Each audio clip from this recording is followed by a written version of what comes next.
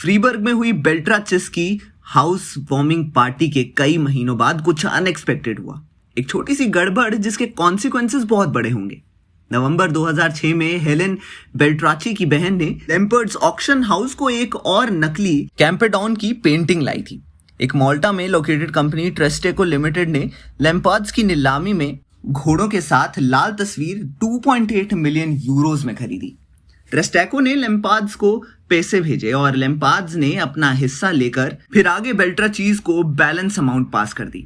फिर अनएक्सपेक्टेडली ट्रेस्टेको ने लैम्पार्ड्स auction house से डिमांड की कि वो उसे पेंटिंग का सर्टिफिकेट ऑफ ऑथेंटिसिटी प्रोवाइड करें, और हम सब जानते हैं कि ऑथेंटिसिटी सर्टिफिकेट तो था ही नहीं। इस पर हेलेन कहती है कि आमतौर पर वो पेंटिंग्स की एक्सपर्टीज को खुद ही संभालते हैं, लेकिन इस मामले में लैम्पर्ट्स ने ऐसा करने का वादा किया था और उन्होंने नहीं किया। वो बिल्कुल भी सीरियस लोग नहीं थे। हालांकि ये बात एक करियर क्रिमिनल की तरफ से आने वाली एक अजीब जजमेंट है जिसने अपने 20 साल में हर किसी को धोखा दिया है।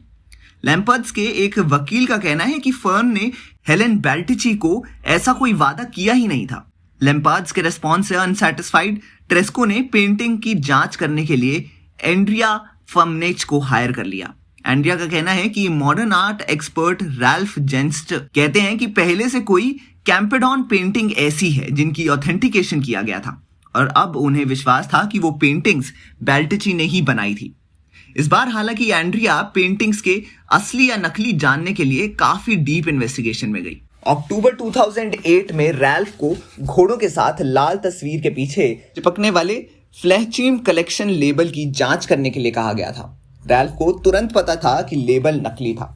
उन्होंने गैलरी के ओरिजिनल लेबल को देखा था। इसके अलावा वो कहते हैं फेल्चहीम का एक कलेक्टर और काफी क्लासिक टेस्ट वाला आदमी था, तो उसका इस सिली पोर्ट्रेट को अलाउ करना ही मुश्किल है। रैल्फ की जजमेंट कंफर्म हुई जब केमिकल एनालिसिस के लिए पेंटिंग को भेजा गया।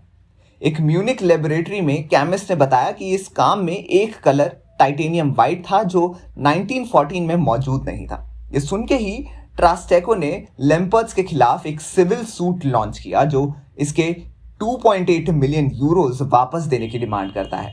इस पर बेल्ट्राची का कहना है कि वो हमेशा यूज किए जाने वाले कलर्स को पेंटिंग के टाइम पीरियड के हिसाब से यूज करता था, लेकिन वो ये भी मानता है कि ये इम्पॉसिबल है कि आप कभी भूल से भी कोई गलती ना करें।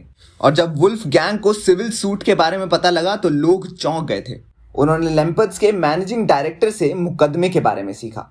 2 हफ्तों के भीतर रैल्फ ने फ्रॉडुलेंट फ्लेचहीम लेबल के साथ 15 और पेंटिंग्स ढूंढ निकाली।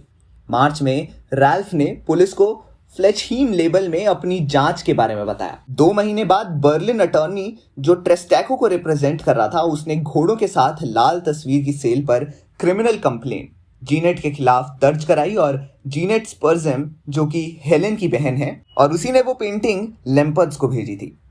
एलॉन्ज एक इन्वेस्टिगेटर का कहना है कि उनके सामने पजल के सारे टुकड़े थे, लेकिन किसी ने भी उन्हें एक साथ नहीं रखा था। लेकिन एलॉन्ज, जिनके पास 15 साल को आर्ट फ्रॉड डिपार्टमेंट में काम करने का एक्सपीरियंस था, उसने फ्लेचहीम कलेक्शन लेबल वाले 5 या 6 नकली पेंटिंग्स की पहचान कर ली।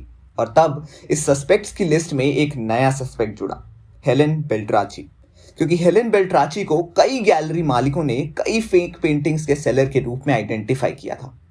वुल्फ गैंग बेल्ट्राची जो पूरी स्कीम में एक शैडो बने रहे थे, अभी तक उनका नाम आर्ट फ्रॉडस्टर्स में नहीं आया था। लेकिन अगस्त के एंड में पुलिस ने हेलेन की बहन जेनेट केलिंगहॉस और फ्रांस के साउथ में बेल्ट्राच होम के फोन्स को टैप करना शुरू किया, और उन्होंने वर्नर जैगर्स, हेलेन के दादा के परिवार के मेंबर्स को ट्रेस किया और उनका इंटरव्यू लिया, और सभी इस बात पर सहमत हुए कि वर्नर एल्फ्रेड फेल्चहीम को कभी नहीं जानता था और कोई जैगर्स कलेक्शन नहीं किया गया था।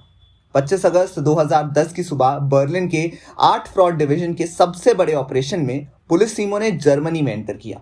एक यूनिट ने कोलोन में हेलेन की बहन जेनेट के घर पर हमला किया, जहां से उन्हें एक नई लीड मिली, जिसकी वजह से पुलिस ने पहली बार वुल्फ गैंग और हेलेन बेल्ट्राची की फ्रीबर्ग विला को अलर्ट किया। उसी दिन जेनेट के घर पर छापे के कुछ घंटे बाद इन्वेस्टिगेटर्स ने फ्रीबर्ग में विला में गोल्फ गैंग और उसके बीट मैनुअल के बीच हुई कॉन्वर्सेशन सुनी। क्योंकि बेल्ट्राची विला के फोन्स ऑलरेडी टैप्ड थे, तो इन्वेस्टिगेटर्स आसानी से उनकी बातें सुन पा रहे थे। इस कॉन्वर्सेशन में वुल्फ गैंग ने अपने बेटे को सबूत से भरे 2 कंप्यूटरों को डिस्ट्रॉय करने के लिए कहा। एलॉन्ज का कहना था कि वो वीडियो सर्वेलेंस कर रहे थे और उन्होंने देखा कि उनके घर पर रेड मारने से आधे घंटे पहले उसके बेटे को 2 कंप्यूटर्स के साथ बाहर गया था। हालांकि पुलिस ने उन्हें बाद में बरामद किया। बाद में मैनुअल ने सबूत को छुपाने के अटेम्प्ट को कन्फेस किया और उसके खिलाफ चार्जेस ड्रॉप कर दिए गए। 27 अगस्त को बेल्ट्राचीज ने खुद को सरेंडर करते हुए कहा कि हमारे बच्चे हैं, इसलिए हम भाग नहीं सकते थे और हम सच बोलना चाहते थे। 7:30 बजे 27 अगस्त 2010 को वो दोनों मैनुअल और फ्रांसिस्का के साथ सेंट्रल फ्रीबर्ग में डिनर पर जा रहे थे जब पुलिस के 5 गाड़ियों ने उनकी कार को घेर लिया था। तेज बारिश हो रही थी, बिजली चमक रही थी। पुलिस डॉग्स उन पर अटैक करने को तैयार थे और एजेंट्स ने उन सबको बाहर आने का ऑर्डर दिया। 16 साल की उनकी बेटी फ्रांसिस्का ने कहा कि पुलिस ने उसको कार से बाहर खड़े होने और हाथों को खड़ा करने के लिए कहा। हेलेन शिकायत करती है कि उन लोगों को बारिश में खड़े रहने के लिए छोड़ दिया और वो सब पूरी तरह से गीले हो गए थे। वुल्फ गैंग और हेलेन को गिरफ्तार कर लिया गया था और एक पुलिस वैन में ले जाया गया था, जिसे मैनुअल और फ्रांसिस्का अकेले कार को घर तक चलाने के लिए छोड़ दिए गए थे। बेल्ट्राचीज को फ्रीबर्ग में दोषी ठहराया गया, फिर कोलोन की रीजनल प्रिजन में पहुंचाया गया। वहां वो दिन में 23 घंटे के लिए अकेले जमानत के बिना जेल में रखे गए। 4 महीने बाद उन्हें हर 2 सप्ताह में 1 आधे घंटे की विजिट की परमिशन दी गई। हेलेन, जिसे ब्रेस्ट कैंसर हो गया था, जेल में बहुत मुश्किल से दिन काटे। इसी बीच एलॉन्ज ने पेंटिंग सीज कर ली और उनके फ्रॉड होने का साइंटिफिक प्रूफ भी दिया। 2 सितंबर 2011 को बेल्ट्राचीज का ट्रायल शुरू हुआ। माइकल, जिन्होंने 2 साल से मामले को कवर किया था, उन्होंने कार्यवाही को झूठा बताया क्योंकि ज्यादातर मीडिया ने इस कपल को फन लविंग और एडमायरर के रूप में दुनिया के सामने पोर्ट्रे किया, जिसका क्राइम सिर्फ अमीर और फेमस लोगों को लूटना था। अपने सक्सेसफुल कैंसर ट्रीटमेंट के बाद हेलेन और वुल्फ गैंग ने क्राउड को इंप्रेस करने के लिए हर प्रोसीडिंग वाले दिन एक दूसरे को प्यार से गले लगाया। वुल्फ गैंग बेल्ट्राची ने फेक पेंटिंग्स बनाई थी। इसके एविडेंस ना होने की वजह से प्रोसिक्यूशन का केस वीक पड़ गया था। 27 अक्टूबर को जज ने अनाउंस किया कि केस की दोनों साइड्स के बीच एक डील हो गई है और कार्यवाही वही खत्म हो गई।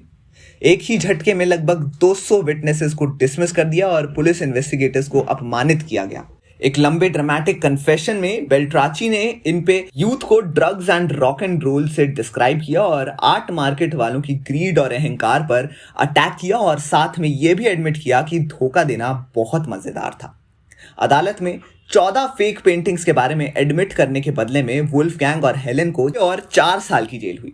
इसके अलावा वो अभी भी अपना काम कर सकते हैं और सिर्फ रात में वो जेल तक ही सीमित होंगे क्योंकि उनके अच्छे बिहेवियर पर उन्हें टाइम ऑफ भी मिलेगा। और जाहिर सी बात है कि इतने बड़े क्राइम के सीए से ये पनिशमेंट बहुत ही लाइट पनिशमेंट थी। बेल्ट्राचीज ने जैसे ही अपनी सजा सुनी, वो दोनों खड़े हुए और वो अदालत का धन्यवाद करके फिर हंसते हुए अपनी पनिशमेंट से सैटिस्फाइड वहां से चले गए। जिस तरह से बेल्ट्राचीज इतना बड़ा स्कैम करने के बाद भी एक लाइट पनिशमेंट के बाद ही रिहा हो गए, वैसे ही हेरा फेरी 3 में भी हमें 2 स्कैमर्स के मास्टरमाइंड की जीत होते देखने को मिल सकती है।